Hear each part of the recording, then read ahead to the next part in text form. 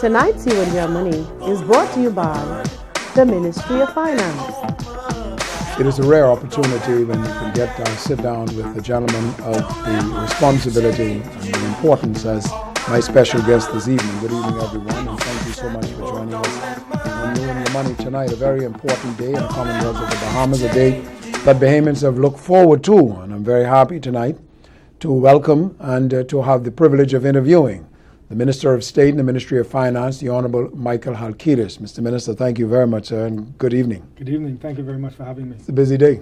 A busy day today at the House. We introduced the bills to amend the Constitution to deal with the issue of equality for women in the Bahamas. We expect to begin that debate next week. And as well, we introduced and read for the first time a bill for the imposition of the value-added tax, which is a subject, this whole subject of tax reform, that had been under discussion in the Bahamas for a number of years. The debate has heated up in recent times, and we, after extensive consultation with the public, business community, various experts, we're able to bring the bill today.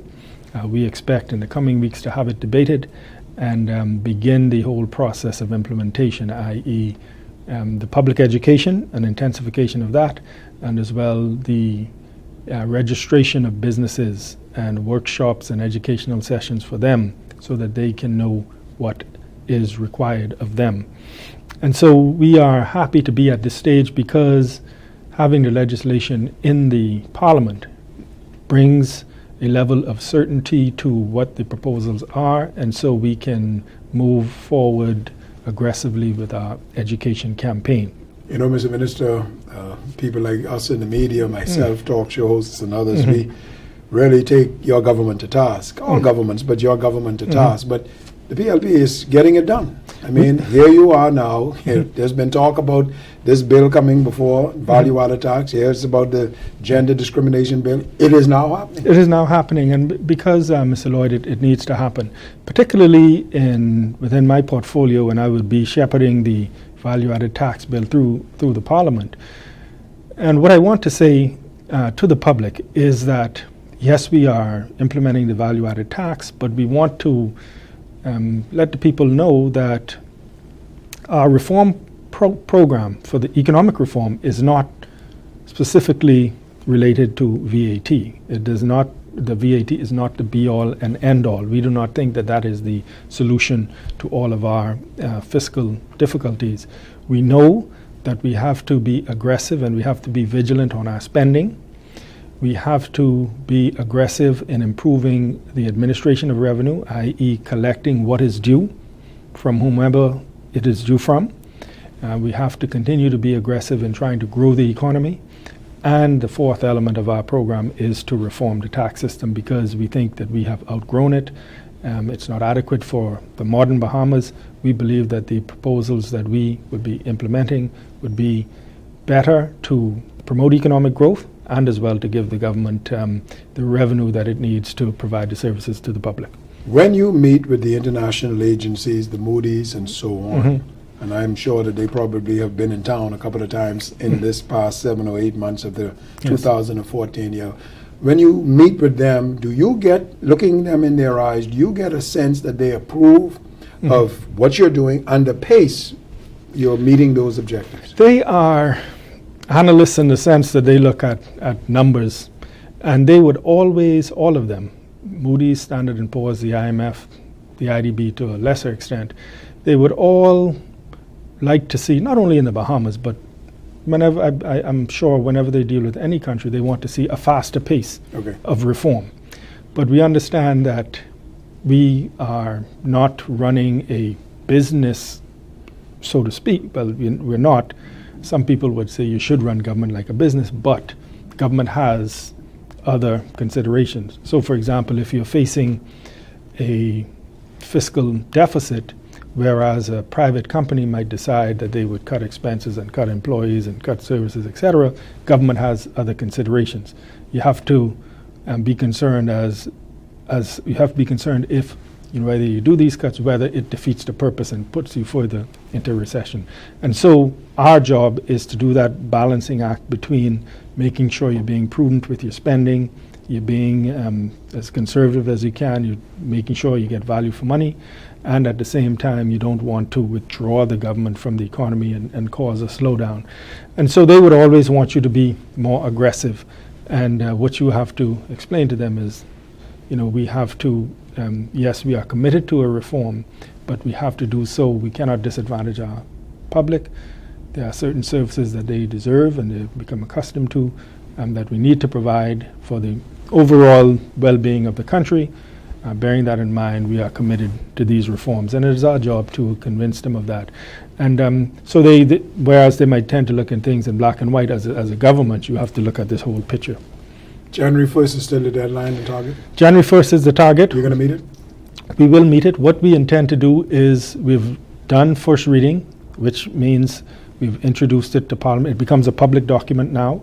So it should be online as we speak. So Bahamians, they can go and go on the government website, see the legislation, look at the regulations.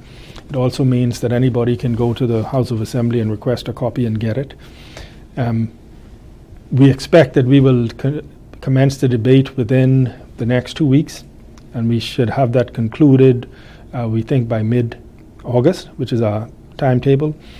We want to begin registering businesses by September 1st. We need to have the legislation in place so we can register businesses. And we're going to go through that registration process. And what the public does not see is that there's a lot of work that has been going on over the past months behind the scenes in terms of getting the IT system ready, the VAT unit that will be responsible for the implementation there in place. We'll be beefing that up in terms of bringing on new hires as we move on. So far, we've seconded persons from other areas of the public sector, so we've not had to bring on that many new hires. As we move closer to implementation, we have to bring on some additional persons for compliance, etc. And so there's a lot of work that has been going on behind the scenes, and we are confident in our January 1st timetable. New Zealand came in with their experts, invited by the Prime Minister, came on my program, spoke to the government, to the business community, and said, listen, let me tell you how I think you should do it. There's a European model, there's our model. No exemptions, or very few exemptions, very low rates, 7.5 or thereabouts. Maximize the revenue possibilities and eliminate all our headaches about this being exempt, that being exempt. What is the bill going to be like? It's going to be, we are going to take on much of the recommendations of the New Zealanders. The New Zealand model is recognized as the best in the world in terms of VAT, in terms of simplicity, effectiveness, etc. And what they said to us was, yes, we understand that you want to put in some exemptions because you want to protect certain segments of your society.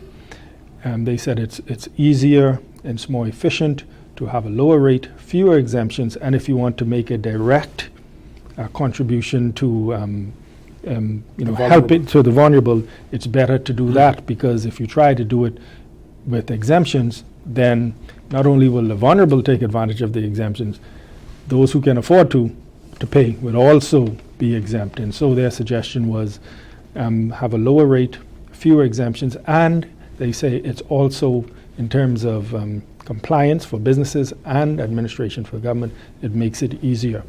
And so we are going to adopt a lot of their suggestions. We'll still have exemptions. Not that many?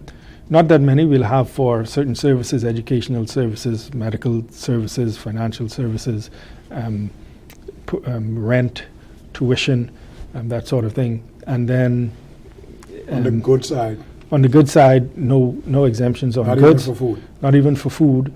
But that does not translate automatically into an increase in price. Number one, what we're doing for goods that still have customs duties, we also today in the House laid a schedule of tariff reductions that include some food items that still have duty on it,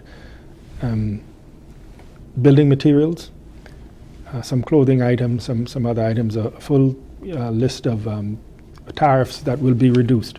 For food, after considerable consultation with the retailers and the New Zealand experts, their view is that, yes, you may want to assist the vulnerable by exempting food, but their point is that rich people spend, or well-to-do people spend much more money on food than low income, than the poor. And so if you exempt that, you would, yes, you would be exempting the low-income earners, but you'd also be exempting those who can afford.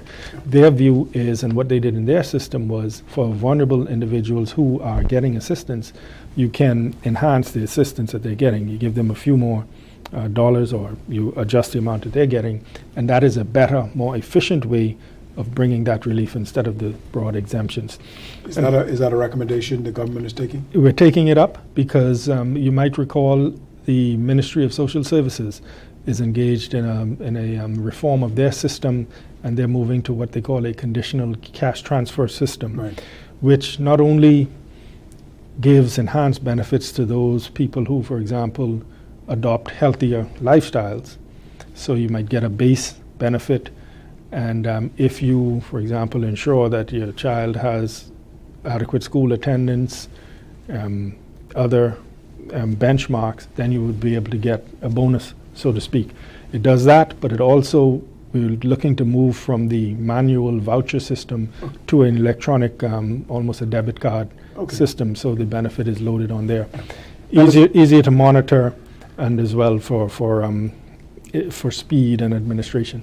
Now, Mr. Minister, between now and whenever the Constitution referendum would come about, you've got an education campaign, and it's Yes. going to have to be an aggressive one. It's going to be aggressive. You should see tomorrow some information in the newspapers. You know, tomorrow is I think the largest circulation day. You should see some explanation of what the bill is.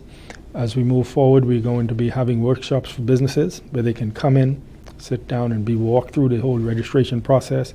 And we'll be utilizing the media, the electronic media, the print media, the social media, to get the message out to the public on what it is, what the effect is likely to be on them. And so the public can expect a very, very aggressive education campaign. A lot of businesses were concerned, you know, the Chamber of Commerce and Farmers Employees Confederation, that, oh my goodness, you're placing a burden upon us with this implementation of VAT, and we're going to have to hire a bunch of people in order to come in and so on. What the New Zealanders suggested, because of this low exemption number, that you wouldn't have to do that. Exactly. Because it is more simplified form. It's simplified. So you are going to allay, obviously, the fears of the business Yes. community that what we are proposing, very similar to New Zealand, is not going to put a burden on you. Exactly. And what we've also done is we allow businesses of varying sizes to report, to file at different times. For example, a business over $5 million, they will report monthly. They will do monthly filings. Between 400,000 and 5 million, they would report quarterly. And businesses under 400,000, they would be allowed to report every 6 months. And so again, less onerous requirements for particularly small businesses who are concerned. They won't have to do it every month. They'll do it every 6 months. And so it would be less of an administrative burden on them. And it was useful to have the back and forth in the consultations, and we did a lot of outreach to a lot of industry groups and got their feedback, which we welcomed, and we were able to adjust some of our proposals based on what they could tell us about what their experience is and what they think would work best. And so at times, the exchanges would get a bit heated and maybe even contentious, but we think that overall it led to a better proposal. Now, are you using any external, and I mean external to the government agencies, stakeholders, partners, in order to get your message out? Yes.